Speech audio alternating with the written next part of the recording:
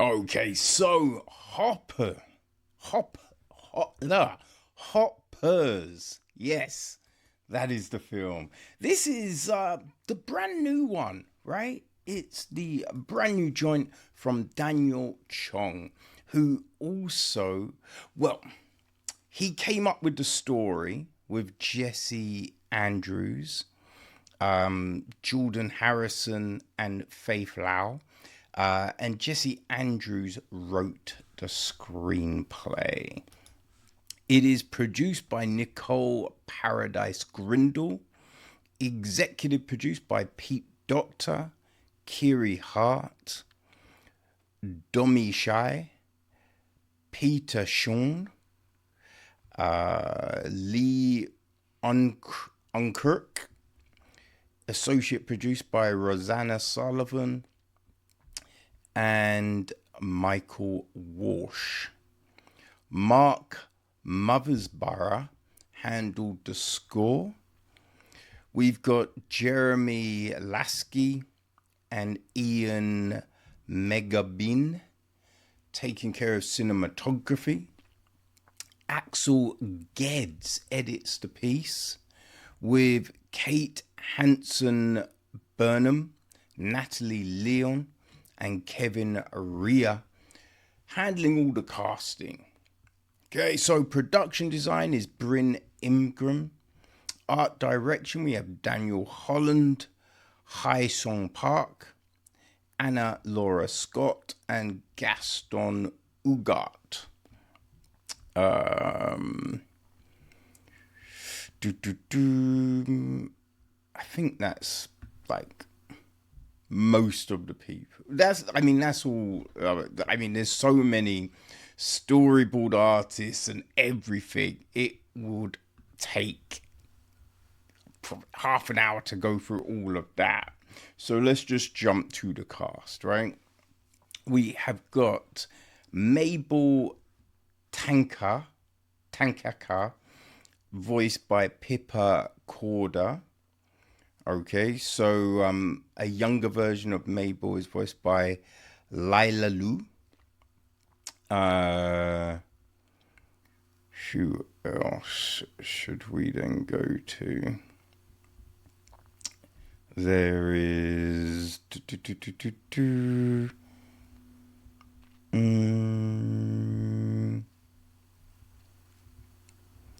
Okay. Yes. Mabel's mother is voiced by Laurie Allen. Her grandmother is voiced by Karen Hui. So, who else? So, we then have got King George, voiced by Bobby Moynihan. There is Jerry Generazio, voiced by John Hamm. So Dr. Sam Fairfax is voiced by Kathy Najimy. That's Mabel's biology professor. Dr. Fairfax's assistants is yes. There is Nisha, voiced by Aparna Nancherla. And then there is Connor, voiced by Sam Richardson. All right, we also have got Titus, voiced by Dave Franco. That is the Insect Queen's son. There's Ayman Abdul-Razzak as a younger Titus. We got Loaf, voiced by Eduardo Franco. He is a beaver, a very slow beaver. We got Tom Lizard, voiced by Tom Law. There's Ellen, a big brown bear, voiced by Melissa Visalananor. Isaiah Whitlock Jr. is the Bird King. Steve Purcell is the Amphibian King. That be a frog, people, amphibian, right? The Fish Queen is voiced by Ego Noradim. Nicole Sakura is the Reptile Queens. There's Meryl Streep as the Insect Queen. Titus's mother.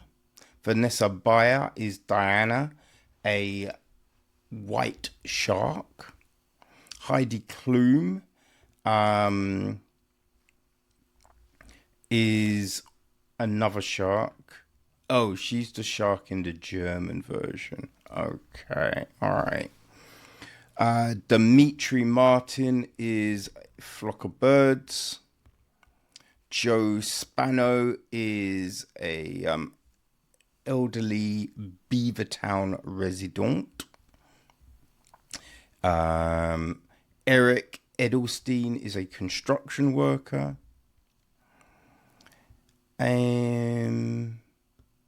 Okay, so in the English version, Amanda Holden is a spider and Alan Carr is a squirrel. Okay, so the gist of the film. A 19-year-old animal lover uses technology that places her consciousness into a robotic beaver to uncover mysteries within the animal world beyond her imagination. So, yeah, that's the film. And, okay, so, well, I gave it a minute before I saw this, just because I didn't want to be in a screen full of kids, right? There was even a kid in the one I was in, and it was just running around. It's running around all over the joint. But it was all good. I still was able to enjoy the film. And I did enjoy the film, people, right? Though, I will say, right, I thought this was about rabbits. It's called Hopper. You know what I mean? I thought that was a rabbit on the poster. It's not a rabbit. It's a beaver. Right? I had no clue. Oh, man. I will say, right, this film, there's a lot of heart in this film. But it also does explore so many different things, like the dark side of humanity, right? It's also looking at friendships. It's looking at lies, right? Even, we have general lies up in here, but we've even got the white lies, right? When you're trying to do something good, and you've given half truths, right? When that truth comes out, it's still dealt with the same as just a normal lie. You know what I mean? And I think that's what this shows, right? So I think it's funny, right? Because there's a lot of stuff in some of these Pixar films, right? When you think of I'd say especially like Toy Story 3 and 4. Jeez. Those two films, man. You know what I mean? Inside Out, right? They deal with things. But I think this one might have dealt with the most things, right? Like really delving into the human psyche, which I think is really interesting because it's done in a way that is fun, right? Not simple, but not overcomplicated. I do think Mabel, this is Mabel's 19, I do think Mabel skews a little bit younger. You know what I mean?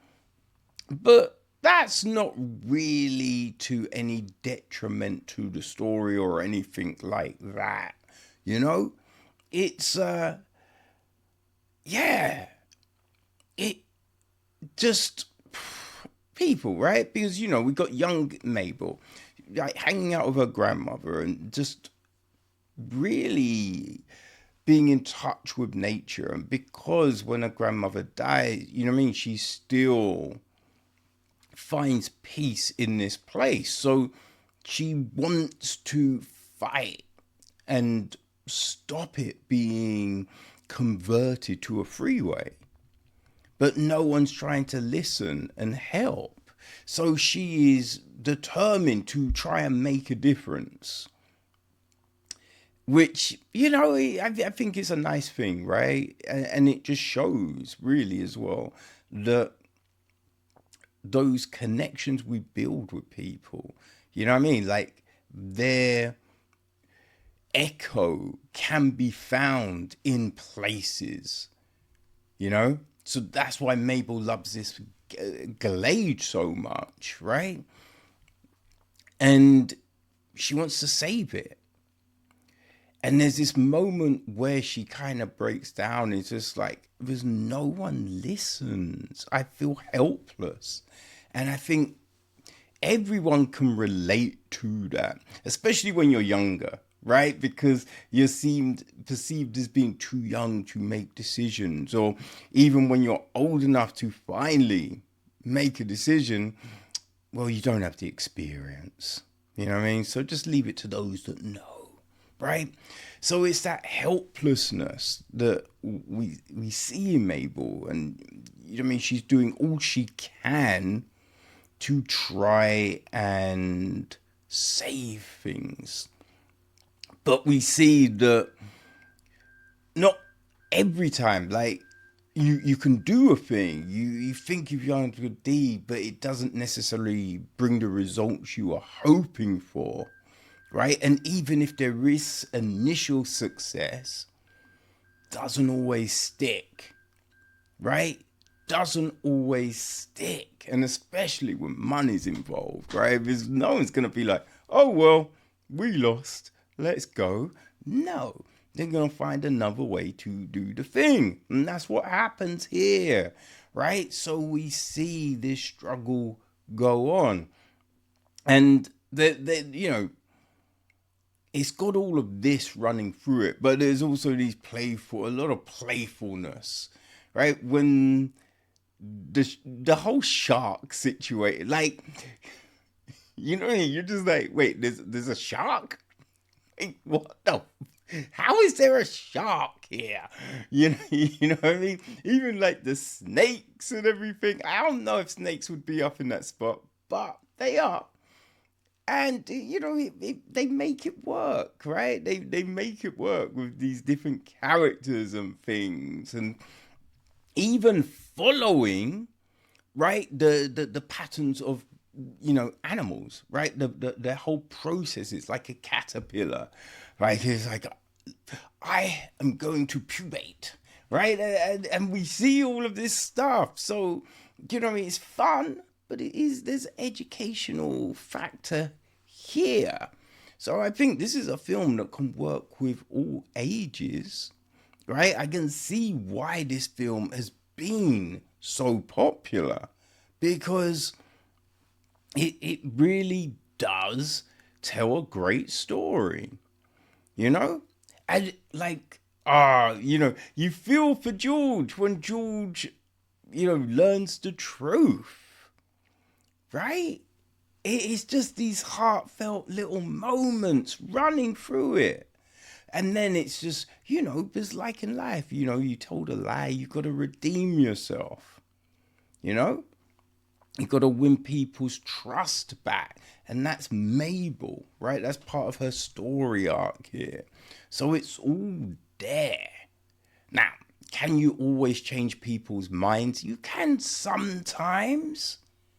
I don't know if you're going to do it like in this instance, but, the film is, giving us all of these different things. And yes, it is, the ending is nice and all and everything like that. But I ain't mad at that, right? Because I think this told a deep enough story, right? There was enough nuance and intricacies to really get into things, really touch on these overarching issues, right? Looking at things with the environment, looking at things with conservation, looking at politics, right? Looking at trust, family, right? There's so much here. It's a smorgasbord of ideas, and they all hit the target, right? I don't think anything was flabby, right? I thought it all worked well. And that's, because this is Chong's return to the mothership, as it were, right? Daniel Chong, he worked at Pixar back in the day. I think like 2011 to 2015, I want to say, right? But he then gets an opportunity because he started off as an intern at Cartoon Network, right?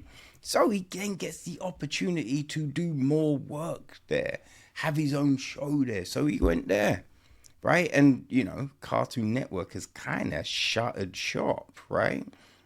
But he left in 2020, came back to Pixar. And that's when he started developing Hoppers, right? And, he did work on, like before he left, he worked on Inside Out, right? Cars, Bolt. So he'd kind of been around working on stuff, but he came back. Well, he also worked on Turning Red, Lightyear, Elemental, Inside Out 2, Elio, right? But he's just on the creative team. But this was the thing, right? This was the big thing because he came back to work on Hoppers, and man, homie knocked it out the park, right? That's huge. So you got to give mad props to that. You know what I mean? So, I don't know, man. Like, there's been a lot of good Pixar shit. Like, I thought Elementals was very good. I enjoyed the heck out of Turning Red. I thought Turning Red was really nice, man. Really nice. And you know what? I also like the fact that we're playing around with our stories, with our characters, right? With the diversity up in these things, which is nice. And it's like I didn't feel there was anything in this film that was preaching. You know what I mean? It was just a story. It was just a story with different looking people. It was a story looking at conservation, looking at animals and all of this kind of thing. It's just a story. But the story, it makes sense. It has heart. And those are the big things, right? We don't have to be looking down at people with stories. We don't have to be belittling and all of this. If you can infuse your shit with this amount of care, people are going to gravitate to it. And as we've seen with this, people have gravitated to it. And, you know what I mean? It's evident why. Because it's really freaking good, people. It's really freaking good. So, you know what I mean? If you've got kids, take them to it, right? As I say, if they enjoyed Elemental, Inside Out, right? Turning Red, if they liked all of them things, they're going to like Hoppers, right? And just, let them know it's not about rabbits, right? The hopper means something completely different, right? Means something completely different. Though, don't shame your kid if it thinks Hoppers is rabbits, because that's an easy mistake to make, people. It's an easy mistake to make. So yeah, if you got a kid, boom, Hoppers is for them. And it will work for you too. Because as I said, this film, I think it works with people of all ages. You know what I mean? So yes, if you want some heart, some fun, some smiles, right? And some just good storytelling in your life, people, go check out Hoppers.